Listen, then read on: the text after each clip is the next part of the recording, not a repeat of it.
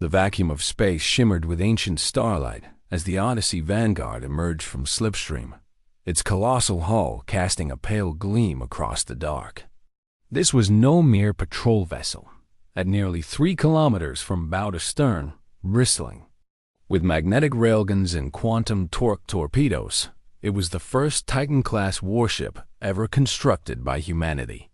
A monument to Earth's post-scarcity era of interstellar ambition and, to some, a symbol of unsettling militarization among the stars.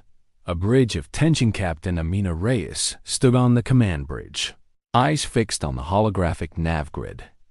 Hovering before her, every system flicked through diagnostic cycles, reactors humming at 97% capacity, shields at 100%, engine slip coils primed. Behind her, the bridge crew sat poised in tense readiness. Lieutenant Jiro Tanaka at navigation, his fingers dancing over holocontrols. Sergeant Amai Cho overseeing weapons fire controls. Dr. Elias Novak hunched over the communications console, translating alien frequencies in real time. Reyes inhaled deeply, tasting the sterile recycled air. In 2 hours, the Vanguard would cross into uncharted space, the boundary beyond which no human had ever ventured. The voyage had been long in planning, and even longer in human dreams.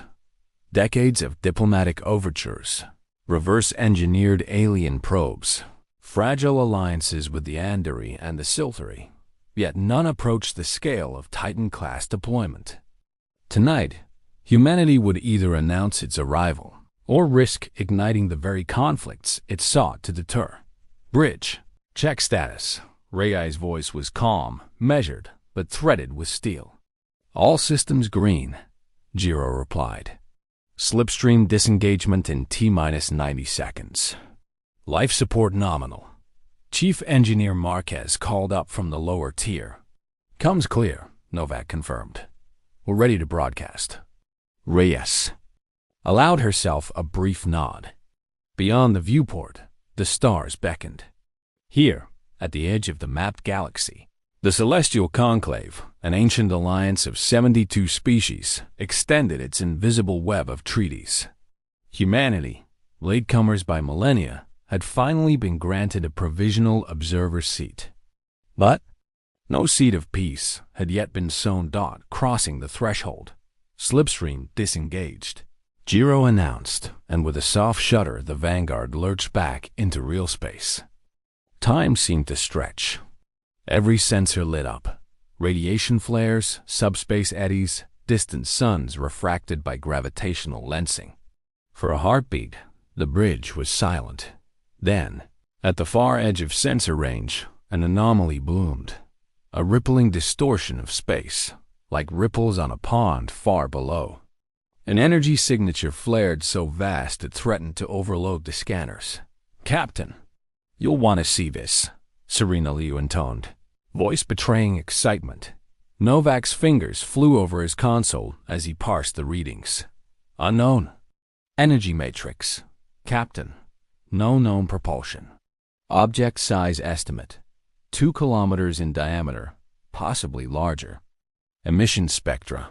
Nothing we've cataloged. Reyes leaned forward. Her reflection ghosted over the viewport, a lone human stare.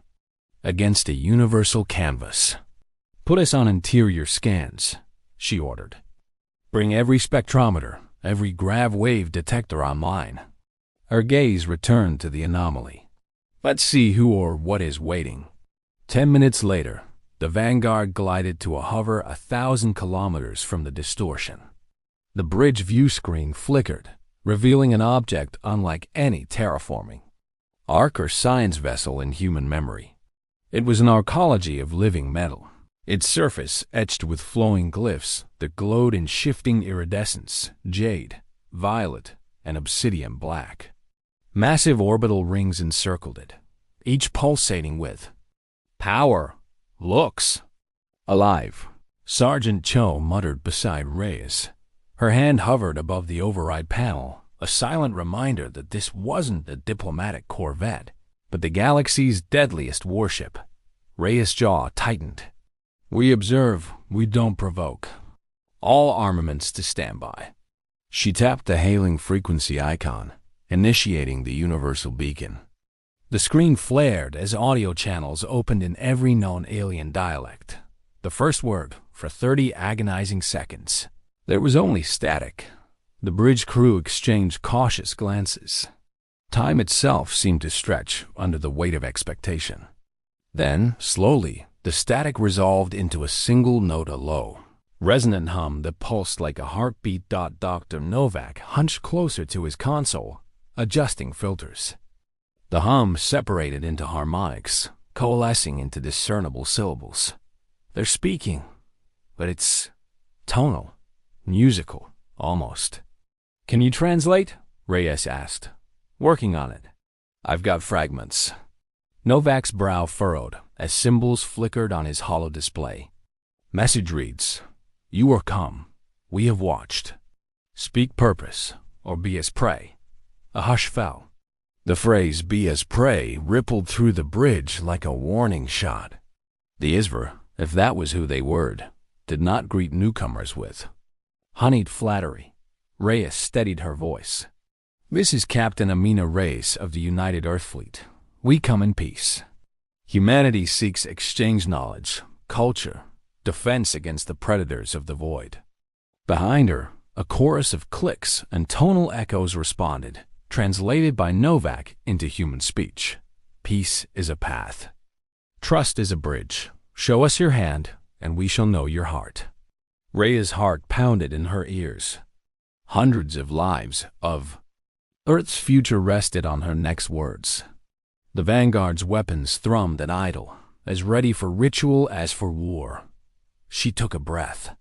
Then let this bridge be built in words. We offer alliance. Silence followed, so complete it felt like the void itself had crept across the deck. Then, the glyphs along the alien structure pulsed brighter, as if in approval.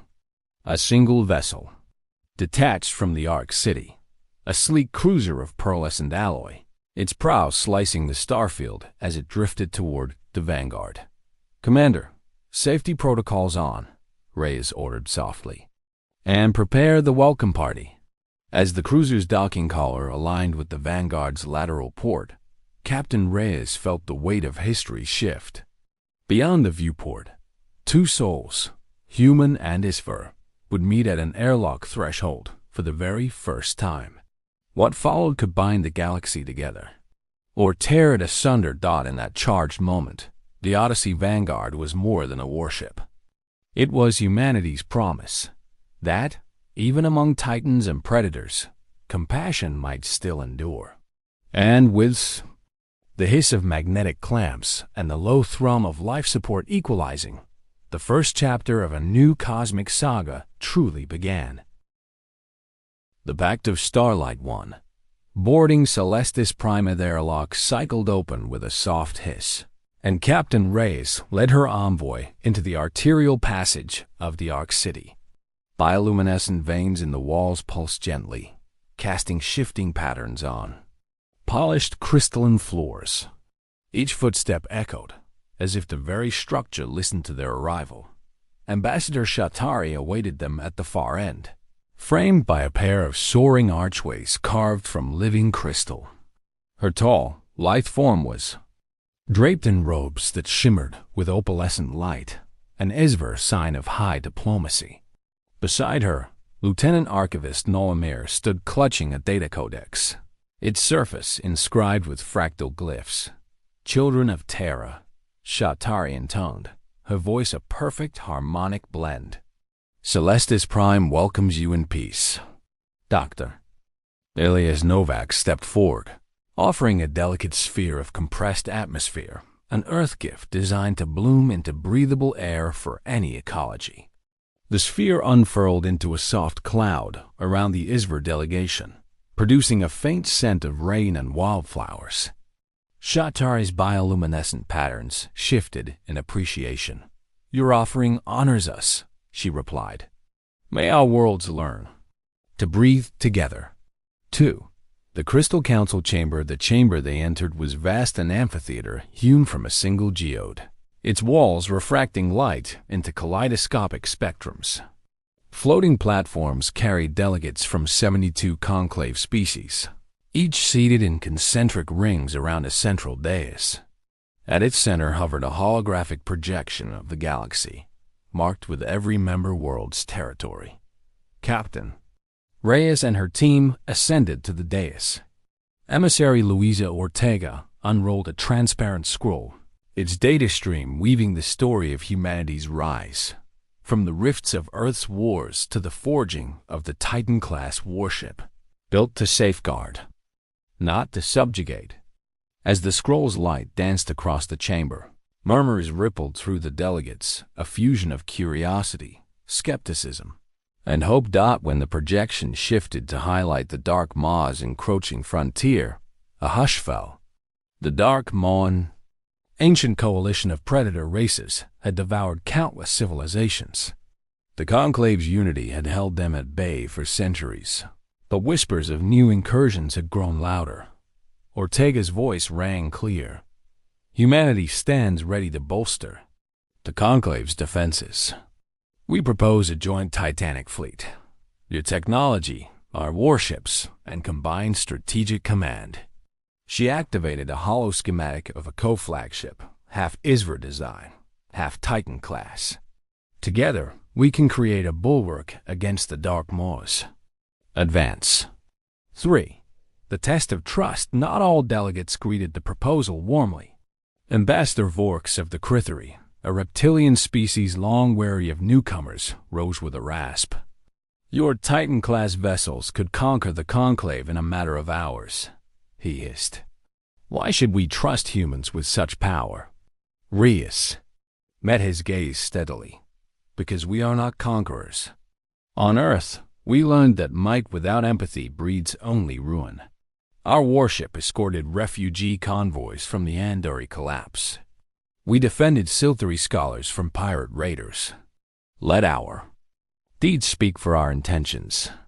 A ripple of approval swept through the assembly. Shetari raised a hand. Trust is not given lightly. It grows with shared purpose. At that moment, alarms pulsed through the chamber. An unauthorized signal breached the external comm lines. Dr. Novak's face went pale as he decoded the incoming data.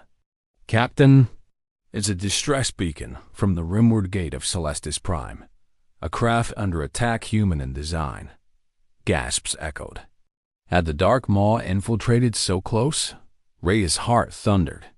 Nolamir, confirm the source. The ISVR Lieutenant Archivist's eyes widened. It is Earth's own reconnaissance vessel, Horizon's Edge. They passed through this gate hours ago. Now, they are under assault. 4.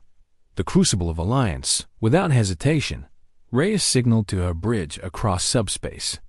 Vanguard, this is Reyes. Prepare to launch emergency rescue.